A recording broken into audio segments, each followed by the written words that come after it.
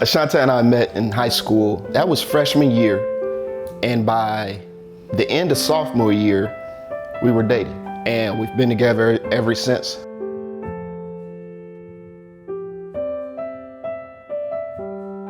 We've had our ups and downs, but we've always been able to figure out how to get past our issues and to continue to work on ourselves and our marriage. She's definitely been a godsend.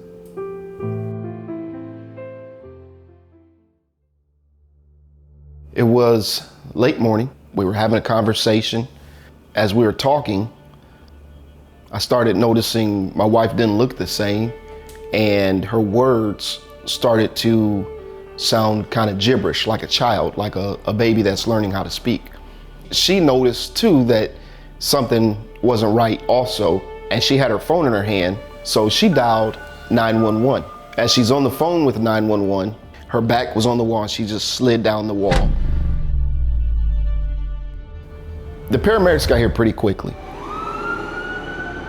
They bring the gurney in, they're checking her out. So I jumped in my car and I'm following the ambulance. They're driving 80 and I'm right behind them. My whole mindset is thinking, how am I gonna tell these two little kids that look up to their mother that she may not be here?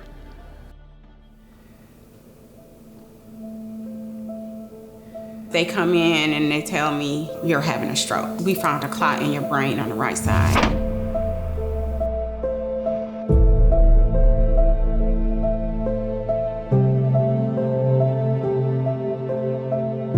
Instantly, just like Brent, I thought about my kids. Who's gonna pick them up from school? Who's gonna help them with their homework? Am I gonna get out the hospital? How long is it gonna take for me to rehab and recover?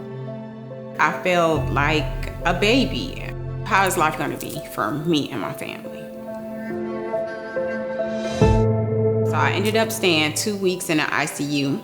They wanted to keep me longer, but I was insistent on getting out prior to Thanksgiving. I want to be home with my family. So I worked really hard in occupational therapy and physical therapy and speech therapy to get where I could be discharged and be home and receive my therapy in outpatient settings.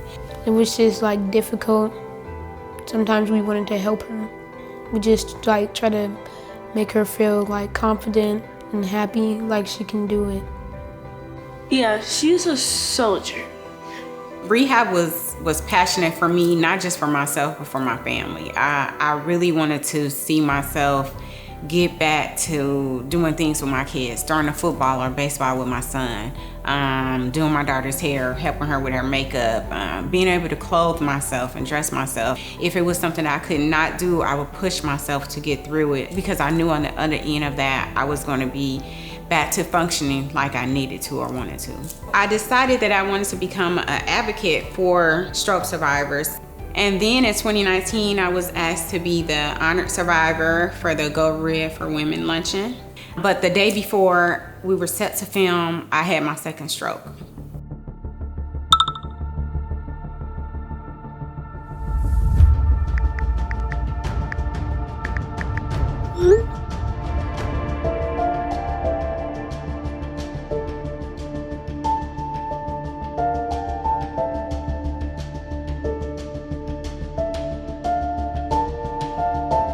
They kept me for 3 days and they kept insisting that I was having migraines, and I was insistent that I was not having migraines. My symptoms progressed and got worse and persisted to mimic my stroke, and the doctor still was insisting that I was not having a stroke, that it was migraines, and they discharged me. I cried, I just burst into tears and said that I'm hurting, I'm in pain. He told my physician that I did not look like I was in pain, and they did not have criteria to keep me at the hospital any longer.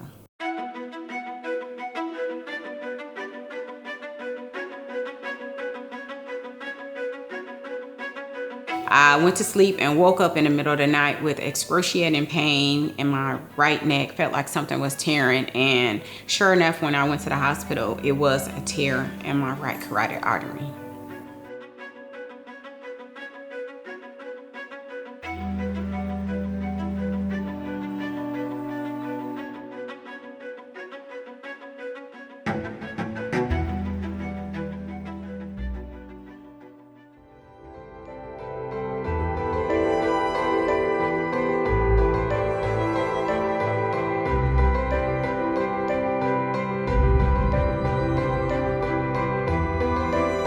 A lot of times people think that they have a stigma attached to a stroke, that it's for older people, and it's not necessarily that. A lot of younger people are being diagnosed with stroke for various reasons. I would come and go out of the room and they would ask me like, how did she have a stroke? What happened? I did not have high blood pressure, diabetes, so I felt like I was in perfect health and had no risk factors. It was one of those things where at her age to have a stroke, you would have never guessed it.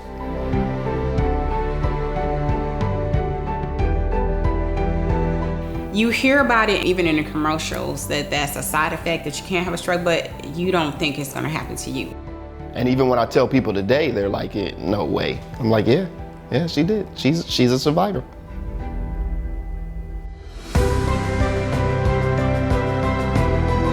So my outlook on life since having a stroke has been steer away from negativity and things that increase my stress or make me unhappy. I try to take the time out to do things that I enjoy more.